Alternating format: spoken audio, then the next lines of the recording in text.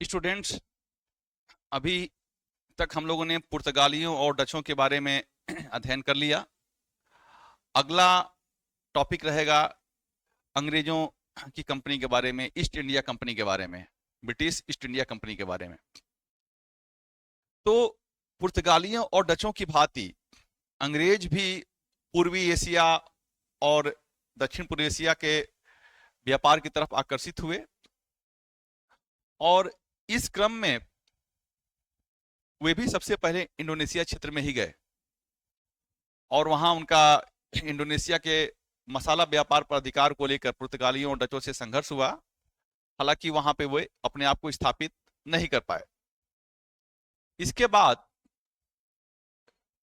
भारत से और दक्षिण पूर्व एशिया से व्यापार करने के लिए उन्होंने एक व्यवस्थित रूपरेखा के अंतर्गत एक कंपनी स्थापित करने का प्रयास किया और सितंबर 1599 में लंदन में कुछ व्यापारियों की एक मीटिंग हुई और उस मीटिंग में ही यह निर्णय लिया गया कि पूर्वी एशिया से व्यापार करने के लिए कोई कंपनी बनाया जाए और एक कंपनी का गठन भी कर दिया गया जिसका नाम था the governor and company of merchant of London trading into the east Indies. East Indies इसके नाम से ही पता चलता है कि यह पूर्वी एशियाई क्षेत्र के लिए था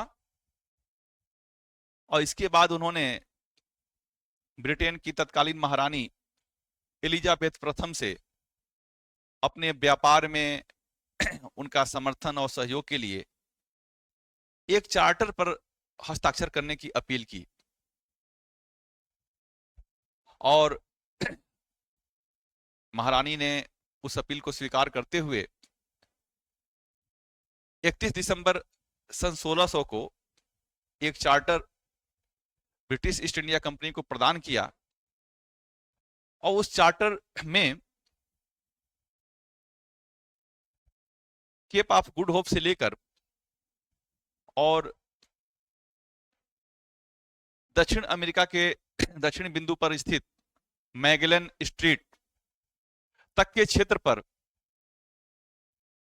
इस कंपनी को व्यापार करने का एकाधिकार प्रदान कर दिया गया। हालांकि यह एकाधिकार शाश्वत नहीं था, इसकी एक मियाद थी, एक समय अवधि थी और वह थी 15 वर्ष। तो दक्षिण अफ्रीका के दक्षिणी बिंदु केप ऑफ गुड होप से लेकर दक्षिण अमेरिका के दक्षिणी बिंदु मैगलन स्ट्रीट के बीच, यानी कि हिंद महासागर और कह सकते हैं कि प्रशांत महासागर के बीच के क्षेत्र पर व्यापार करने का इनको अधिकार मिला था। इस क्षेत्र में आपको भारत आ जाएगा, चीन भी आ जाएगा, दक्षिण पूर्व एशिया के क्षेत्र भी इसमें आ जाएंगे। चार्टर प्राप्त करने के बाद सर्वप्रथम 1608 में ब्रिटिश ईस्ट इंडिया कंपनी के एक प्रतिनिधि के रूप में विलियम हॉकिंस भारत पहुंचता है। हालांकि कंपनी को पता है कि भारत में पहले से ही पुर्तगाली और डच आ चुके हैं और पुर्तगालियों ने तो अच्छा खासा अपना यहां व्यापारिक साम्राज्य फैलाया हुआ है, तो इसलिए वे शुरू में इनके विरोध का सामना इनको न करना पड़े, इसलिए राज्य के संरक्षण के अधीन अपना कार्य करना चाहते थे। और इसलिए जब वे भारत के लिए चले तो इंग्लैंड के समकालीन शासक जेम्स प्रथम का भारत के उसके समकालीन शासक अकबर के नाम एक पत्र लेकर चले। हालांकि उन्हें पता नहीं था कि अकबर की मृत्यु हो चुकी थी और जहांगीर यहाँ का मुगल बादशाह था, फिर भी वो वहां से अकबर के नाम पत्र लेके चले और ब्रिटिश ईस्ट इंडिया कंपनी ने भारत भूमि पर अपना जो पहला लंगर डाला, उनकी जहाजें जहां रुकी वह जगह था सूरत। तो सूरत में ही सबसे पहले ईस्ट इंडिया कंपनी आई और वहां से विलियम हॉकिंस आगरा गया और जहांगीर के दरबार में पेश हुआ। हॉकिंस के बारे में ऐसा कहा गया है कि वह फारसी भाषा जानता था और जहांगीर से फारसी में ही उसने संवाद स्थापित किया। जहांगीर उससे इतना प्रभावित हुआ कि जहांगीर ने उसे खान की उपाधि प्रदान की और मुगल प्रशासन में मनसबदार का पद भी प्रदान किया। यहां एक प्रश्न प्रायः विवादित रहा है, कई बार परीक्षाओं में पूछा गया है कि हॉकिंस ने जहांगीर से किस भाषा में बात की। तो देखिए, अलग अलग स्रोतों में आपको अलग अलग जानकारी मिलेगा, लेकिन मैं यहां जो प्रमाणिक स्रोत है उसकी बात कर रहा हूं। हरिश्चंद्र वर्मा सर ने अपनी मध्यकालीन भारत के इतिहास की किताब में हॉकिंस के बारे में केवल यही बात लिखा है कि हॉकिंस फारसी जानता था और फारसी भाषा में ही उसने जहांगीर से वार्ता किया। लेकिन एक और लेखक हैं, उनको इतिहासकार तो नहीं माना जा सकता है, लेकिन वह इतिहास के शिक्षक रहे हैं और एक नामी शिक्षक रहे हैं, लईक अहमद सर। तो लईक अहमद सर ने अपनी किताब में हॉकिंस के बारे में यह लिखा है कि हॉकिंस तुर्की और फारसी जानता था और जहांगीर से फारसी भाषा में बात किया। तो जहांगीर से किस भाषा में बात किया, इसमें तो कोई विवाद ही नहीं है। दोनों विद्वान इस बात पर सहमत हैं कि फारसी में ही हॉकिंस ने जहांगीर से बात किया था। लेकिन जहां हरिश्चंद्र वर्मा महोदय हॉकिंस के बारे में केवल फारसी के जानकार होने की बात करते हैं, वहीं लईक अहमद सर यह कहते हैं कि हॉकिंस तुर्की और फारसी दोनों भाषा जानता था। तमाम गाइड बुक हैं, उसमें भी तरह तरह की बातें लिखी हैं, लेकिन उनमें आपको नहीं जाना चाहिए, क्योंकि गाइड के जो तथ्य होते हैं वो प्रमाणिक नहीं होते हैं। और अगर परीक्षा में इस प्रकार की प्रश्न आ गए जहां दुविधा है या आपको अपने उत्तर सही होने के पक्ष में दावा प्रस्तुत करना है, तो सरकारी किताबों का ही प्रमाण या प्रतिष्ठित किताबों का ही प्रमाण प्रस्तुत किया जाता है, गाइड का प्रमाण वहां मान्य नहीं होता है।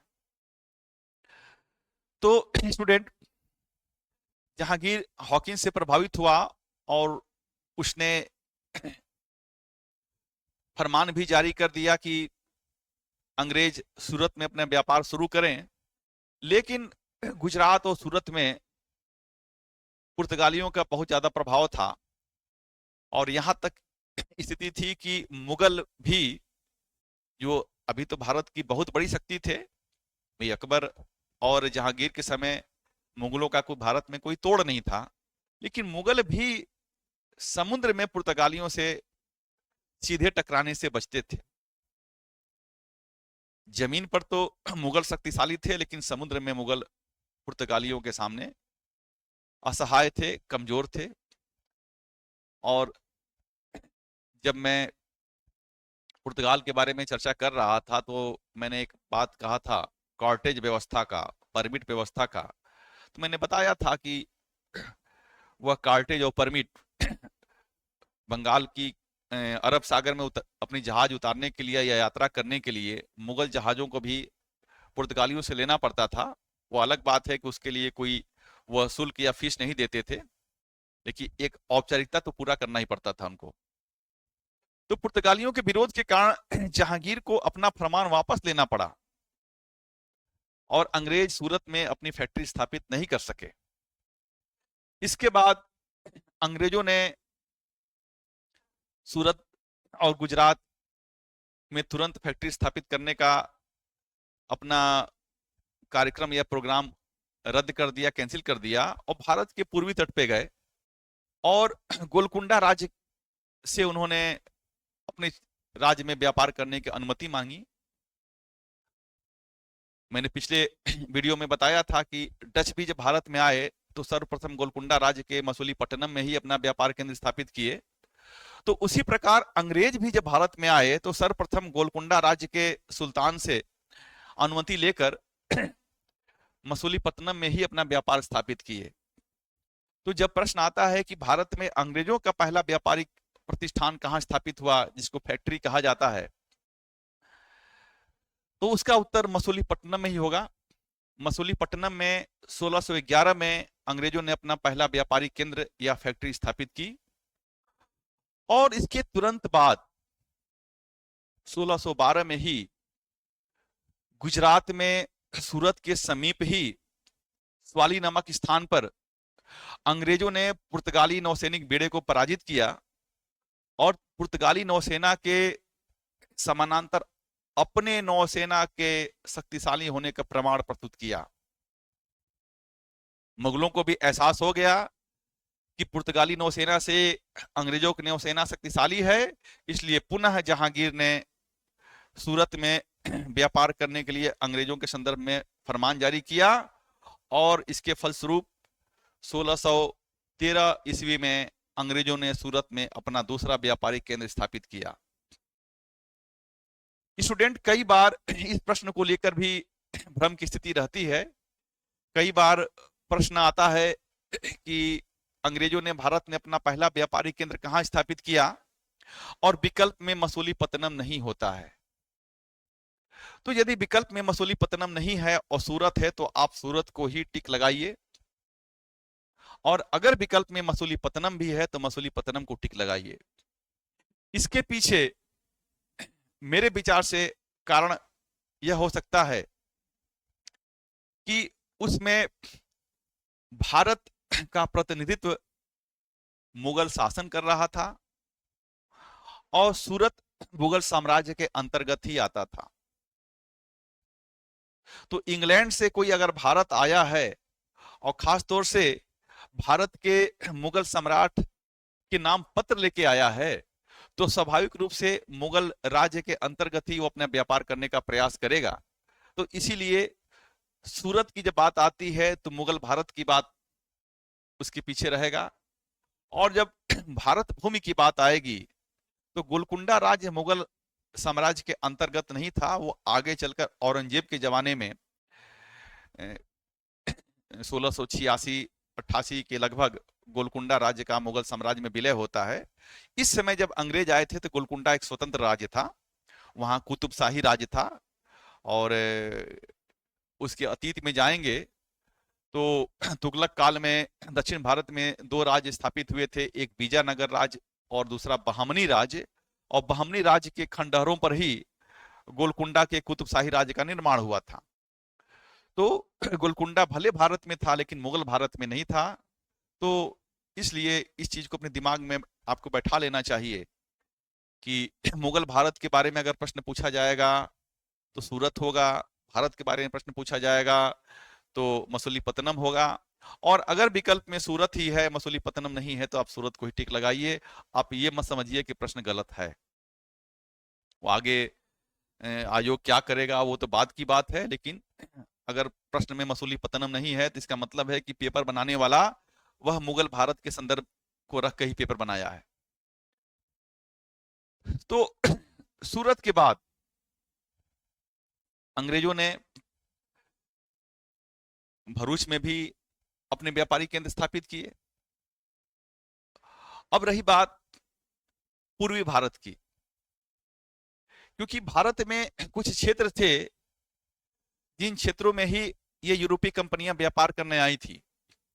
ये यूरोपीय कंपनियां जब भारत आई तो कोस्टल इलाके या तटीय इलाके में ही अपना व्यापार केंद्र स्थापित किए थे। भारत के भीतरी या अंदरूनी भागों में ये व्यापार केंद्र स्थापित नहीं किए थे।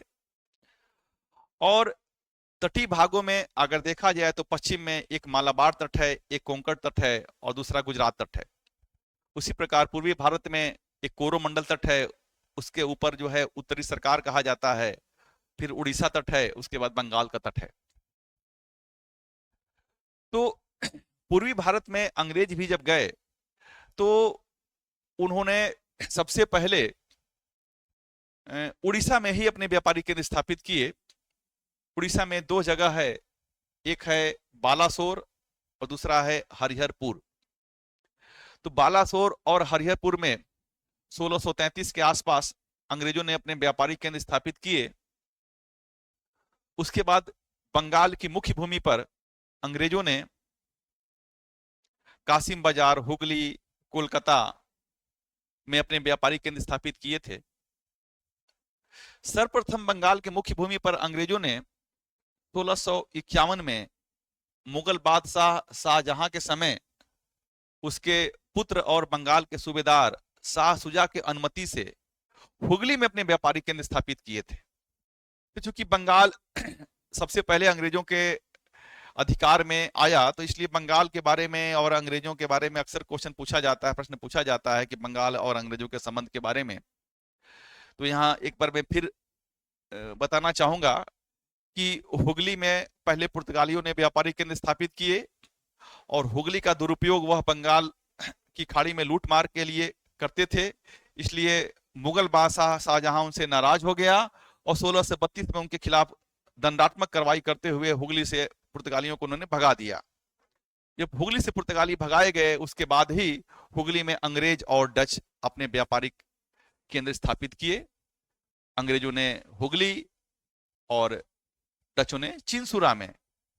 हुगली एक नदी भी है, हुगली एक जगह भी है। ये चाहे वो हुगली हो, चाहे वो चिंसुरा हो, चाहे वो कासिम बाजार हो, यहां तक कि मुर्शिदाबाद तक, ये हुगली नदी के किनारे ही या उसके अगल बगल ही ये सब क्षेत्र बसे हुए हैं। कोलकाता भी हुगली नदी के किनारे ही है। तो हुगली में व्यापारिक केंद्र इनका स्थापित हुआ 1651 में। और सिर्फ व्यापारिक केंद्र स्थापित नहीं हुआ, यहां यह बात महत्वपूर्ण है कि बंगाल में जब से अंग्रेज गए तब से उनको विशेष सुविधाएं या तो मुगल बादशाह या तो बंगाल के सूबेदार के द्वारा मिल रही थी, और यही विशेष सुविधाएं आगे चलकर बंगाल के नवाब सिराजुद्दौला और ब्रिटिश ईस्ट इंडिया कंपनी के बीच विवाद का मूल कारण बना।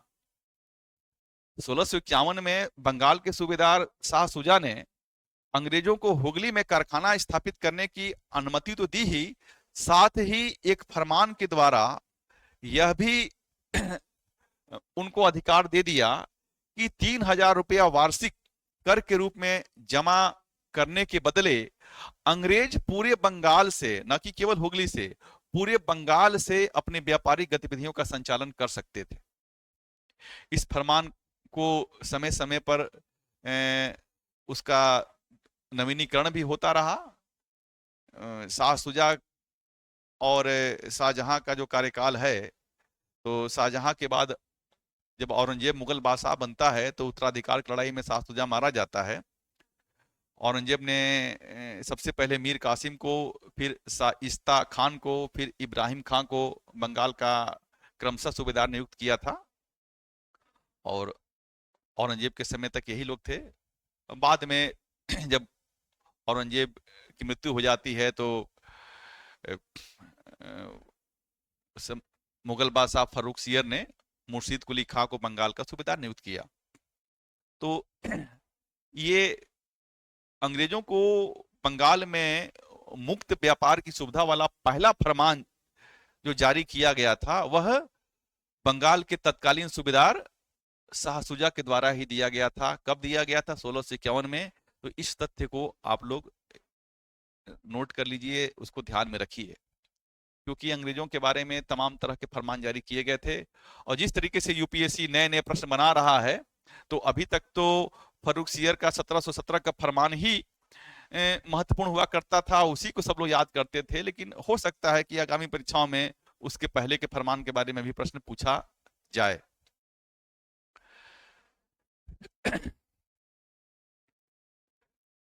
तो बंगाल में कासिम बाजार, हुगली में व्यापारी केंद्र स्थापित करने के बाद सूतानाती एक जगह है, वहां भी अंग्रेजों ने व्यापारी केंद्र स्थापित किया 1690 में। और सूतानाती में जब ये व्यापारी केंद्र स्थापित किए, वही समय बंगाल में एक वर्धमान जगह है, वर्धमान, वहां के जमींदार ने विद्रोह कर दिया बंगाल राज्य के विरुद्ध, मुगल साम्राज्य के विरुद्ध। तो जो वर्धमान के जमींदार थे जिनका नाम था शोभा सिंह, उनके विद्रोह के फलस्वरूप अंग्रेजों ने अपने क्षेत्र को सुरक्षित करने के लिए बंगाल में जो सूतानाती नामक अपना जो व्यापारिक केंद्र स्थापित किए था, उसका किलाबंदी करना शुरू कर दिया। आगे चलकर अंग्रेजों को सूतानाती के अलावा उसके बगल में गोविंदपुर और कालीघाट इत्यादि क्षेत्रों की जमींदारी भी मिल गई और वर्तमान कलकत्ता नगर का जो निर्माण हुआ वो इसी सूतानाती, गोविंदपुर और कालीघाट की जमीन पर हुआ। तो ऐसा हम कह सकते हैं कि सूतानाती का जो किला है वही किला आगे चलकर फोर्ट विलियम के रूप में जाना गया और ब्रिटिश भारत की पहली राजधानी का मुख्यालय बना। सूतानाती का किला 1700 में तैयार हुआ, सन 1700 में तैयार हुआ, और जब यह किला तैयार हो गया तो बंगाल को अलग प्रेसिडेंसी क्षेत्र का दर्जा मिल गया। भारत में अंग्रेजी व्यापार को व्यवस्थित, निर्देशित और नियंत्रित करने के लिए भारत में फैले हुए पूरे अंग्रेजी व्यापार को 3 प्रेसिडेंसी के अंतर्गत कर दिया गया। शुरू में 2 ही प्रेसिडेंसी था। पूर्वी तट पर बंगाल से लेके और कोरोमंडल तट के ईस्ट इंडिया कंपनी के व्यापार के लिए एक प्रेसिडेंसी था, मद्रास प्रेसिडेंसी, और दूसरा प्रेसिडेंसी था जो पश्चिमी तट के अंग्रेजों के व्यापार के लिए था, वह सूरत था। हालांकि जब बंबई 1668 में अंग्रेजों को मिल गया तो बंबई को पश्चिमी तट पर ब्रिटिश ईस्ट इंडिया कंपनी का मुख्यालय और प्रेसिडेंसी बना दिया गया। तो इन प्रेसिडेंसी नगरों का निर्माण कब हुआ, अगर इसके बारे में देखा जाए तो सबसे पहली प्रेसिडेंसी जो बनी वो मद्रास और सूरत की बनी। 1658 में मद्रास प्रेसिडेंसी का गठन हुआ। 1668 में 1668 में सूरत को प्रेसिडेंसी का मुख्यालय बनाया गया, और वही आगे चलकर 1687 में 1687 में बम्बई जो है, या बॉम्बे, तत्कालीन बॉम्बे वर्तमान के मुंबई, ये प्रेसिडेंसी बना। कोलकाता प्रेसिडेंसी का जो गठन हुआ वह सन 1700 में हुआ। तो अगर प्रश्न पूछा जाए कि अंग्रेजों के 3 प्रेसिडेंसी नगर कौन कौन से थे, तो कोलकाता, मद्रास और बम्बे। हालांकि बम्बे से पहले सूरत ही हेडक्वार्टर था पश्चिमी प्रेसिडेंसी का।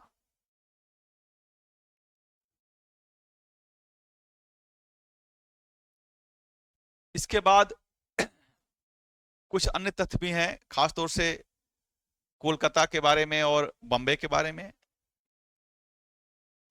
कोलकाता जो नगर विकसित हुआ उसके बारे में ऐसा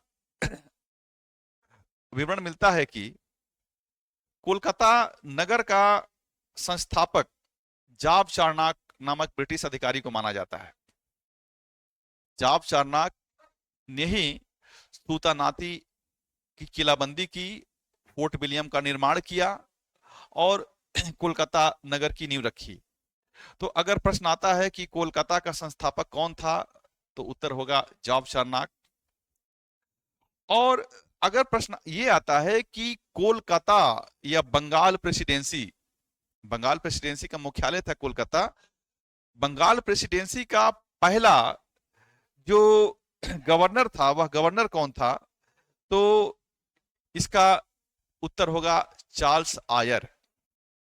तो बंगाल के शुरुआती फैक्ट में यह होगा कि कोलकाता का संस्थापक जाफ चारनाक है, और कोलकाता प्रेसिडेंसी या बंगाल प्रेसिडेंसी का प्रथम गवर्नर या प्रथम प्रेसिडेंट की जब बात आएगी तो चार्ल्स आयर।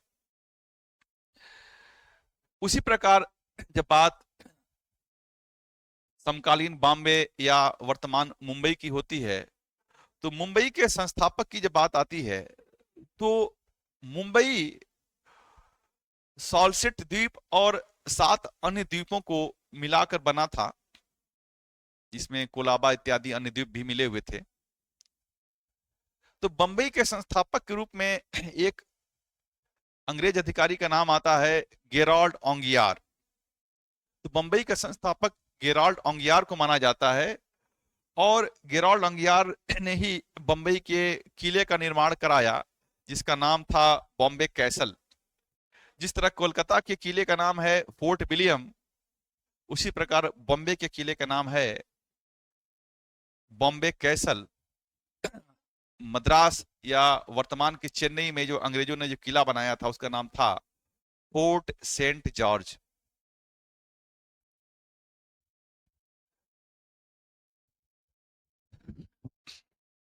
अगर एक मैप के द्वारा इन सब कॉलोनियों को दर्शाया जाए तो ज्यादा अच्छा रहेगा, क्योंकि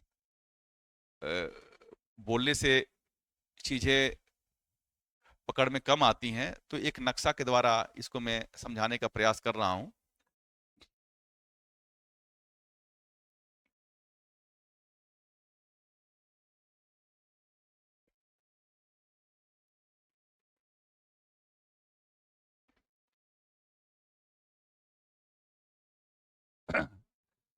भारत में अंग्रेज सर्वप्रथम अपनी फैक्ट्री मसूलीपट्टनम में स्थापित किए।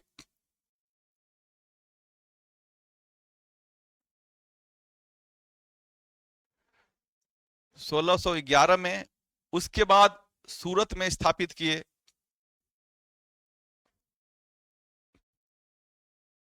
सोलह सौ 13 में। इसके बाद अंग्रेज उड़ीसा तट पे बालासोर और हरिहरपुर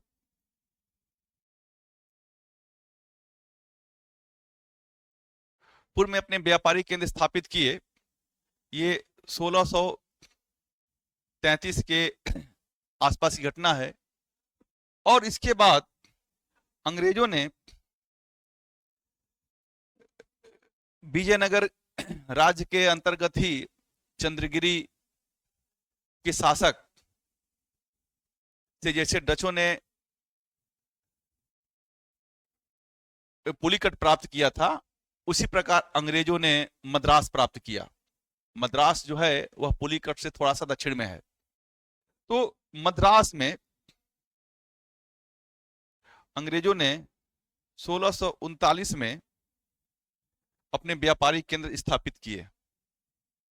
और इस मद्रास के बारे में है कि यहां पे फोर्ट सेंट जॉर्ज नामक किले का निर्माण किया गया था।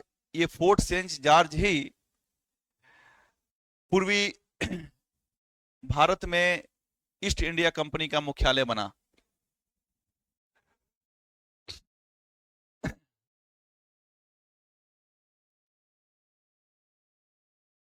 बंगाल की जब बात होती है तो बंगाल में कासिम बाजार, ये हुगली नदी है, कासिम बाजार,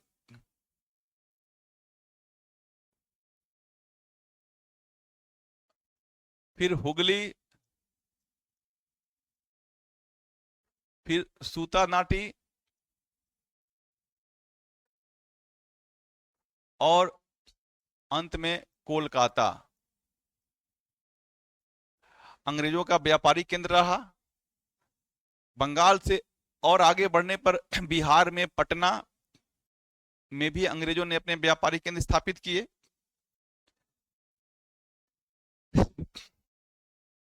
तो ये मुख्य मुख्य अंग्रेजों के व्यापारिक केंद्र थे जो भारत में स्थापित हुए थे। इसके अलावा भी था, अहमदनगर में भी अंग्रेज थे, अहमदनगर नहीं, अहमदाबाद, अहमदाबाद में भी अंग्रेजों के व्यापारिक केंद्र स्थापित हुए थे। तो मद्रास में फोर्ट सेंट जॉर्ज जो किला था,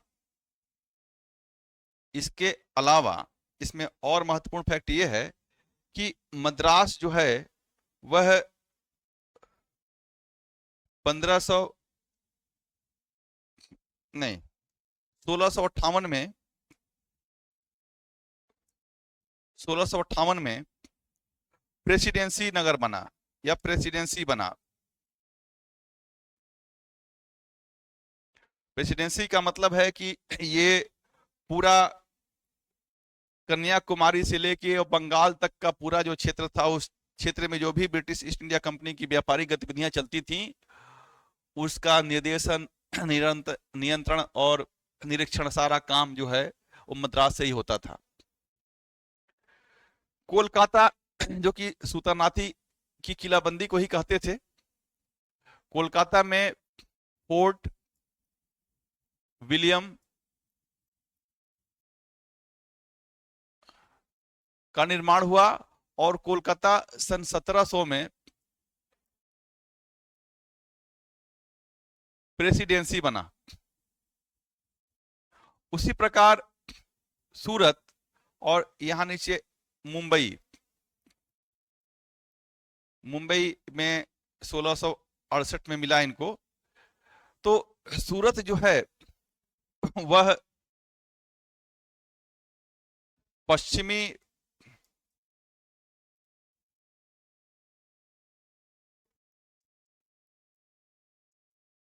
प्रेसिडेंसी का मुख्यालय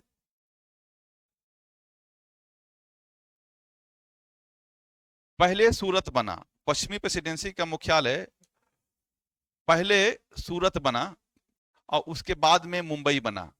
तो मुंबई कब बना? मुंबई बना था 1687 में। और सूरत कब बना? तो सूरत बना था 1668 1668 में। तो ये भारत में इनके व्यापारिक गतिविधियों के बारे में सूचनाएं हैं। इसके बाद कुछ और भी महत्वपूर्ण सूचनाएं हैं अंग्रेजों के बारे में, जैसे कि मुगलों से अंग्रेजों के संबंध कब कैसे रहे। तो अंग्रेज मुगलों के संरक्षण और उनके फरमान के तहत ही यहां व्यापार करना शुरू किए थे, लेकिन आगे चलकर खास तौर से औरंगजेब के समय में मुगलों और अंग्रेजों के संबंध खराब हुआ। क्या था कि 1686-88 के बीच में औरंगजेब का काल,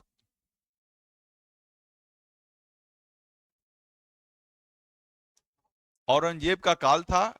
इसमें 1686 और 88, 1686 और 88 के बीच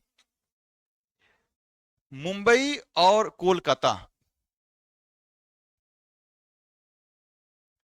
दोनों जगह अंग्रेजों और मुगलों में संघर्ष हो गया, क्योंकि मुंबई में भी अंग्रेजों ने लूटमार किया और भारत के स्थानीय व्यापारियों के माल लूटे।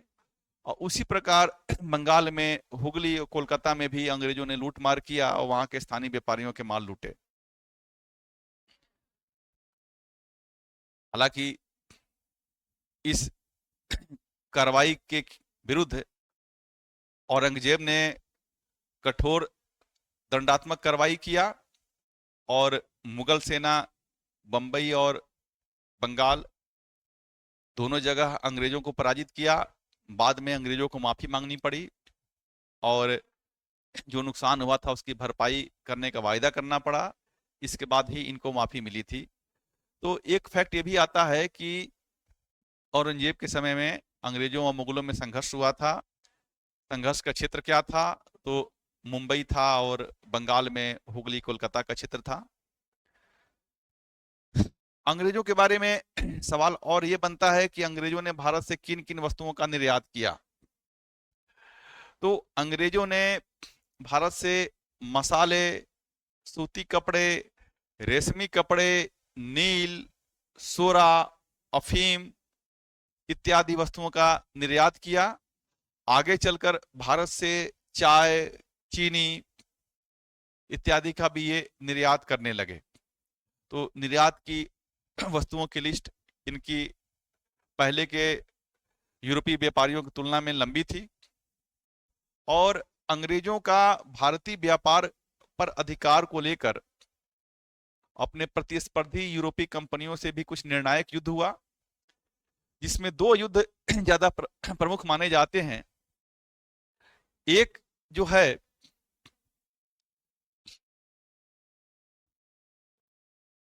अंग्रेज फ्रांसीसी और डच। एक जो है युद्ध अंग्रेजों और फ्रांसीसियों के बीच में हुआ था, वह हुआ था 1760 में। 1760 में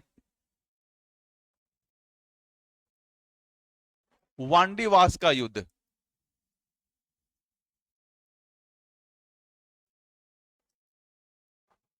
सत्रह सौ साठ में वांडीवास का युद्ध। इस युद्ध के बाद अगर देखा जाए तो फ्रांसीसी भारत में फिर कभी अंग्रेजों से उलझने का साहस नहीं कर पाए और इस युद्ध में अंग्रेज जनरल आयरकूट ने फ्रांसीसी जनरल काउंट दिलाली को पराजित किया और यहां तक कि पांडिचेरी पर भी कब्जा कर लिया। आगे चलकर 1763 में फ्रांस और इंग्लैंड के बीच